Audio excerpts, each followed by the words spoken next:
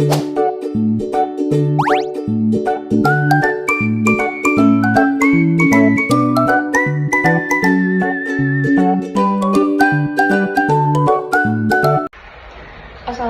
warahmatullahi wabarakatuh. Izin memperkenalkan diri, nama saya Naila Anjarwan dengan NIM 2514 301023 dari kelas STR Keperawatan tingkat 1 reguler 1. Di sini yang pertama saya akan menjelaskan mengenai bagian-bagian dan fungsi dari sel saraf. Sel saraf yang pertama ada dendrit yang berfungsi untuk memberikan rangsangan-rangsangan kepada badan sel atau soma dan juga menerima impuls. Yang kedua ada badan sel atau soma yang berfungsi untuk menerima rangsangan-rangsangan dari dendrit dan juga mengatur aktivitas sel saraf. Yang ketiga ada nodus Ranvier yang berfungsi untuk mempercepat penghantaran impuls. Yang keempat ada sinapsis yang berfungsi sebagai penghubung antar neuron. Yang kelima atau selanjutnya ada nukleus yang berfungsi untuk menjadi pusat pengaturan sel.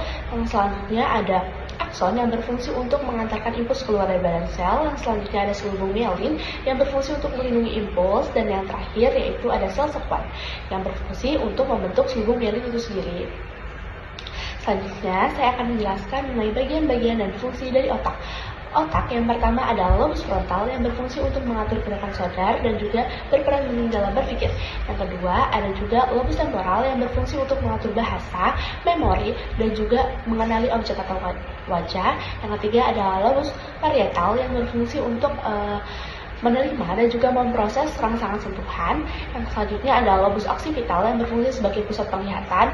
Ada juga cerebellum yang berfungsi untuk mengatur keseimbangan tubuh. Dan yang terakhir ada batang otak yang berfungsi untuk mengantarkan impuls antara badan atau tubuh dan otak. Selanjutnya saya akan menjelaskan tentang cranial nerve. Yang pertama ada olfactory nerve sebagai pusat penciuman.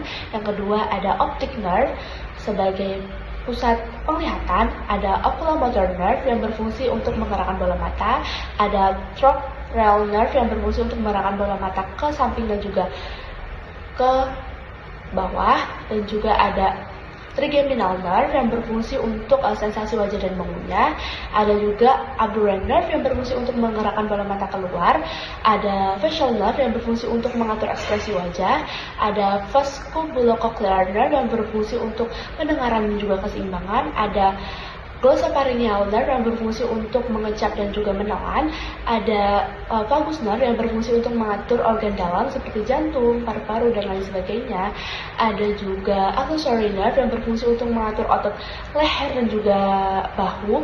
Ada juga yang terakhir yaitu hypoglossal nerve yang berfungsi untuk mengatur gerakan lidah. Selanjutnya, saya akan menjelaskan mengenai saraf spinal yang terbagi menjadi 5. Yang pertama, cervical nerve, yang kedua ada thoracic nerve, yang ketiga ada lumbal nerve, ada sacral nerve, dan ada coccygeal nerve.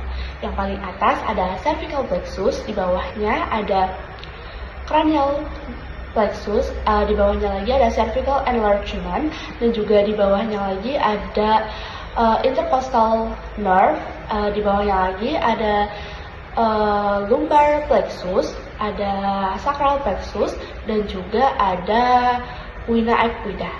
Sekian, terima kasih.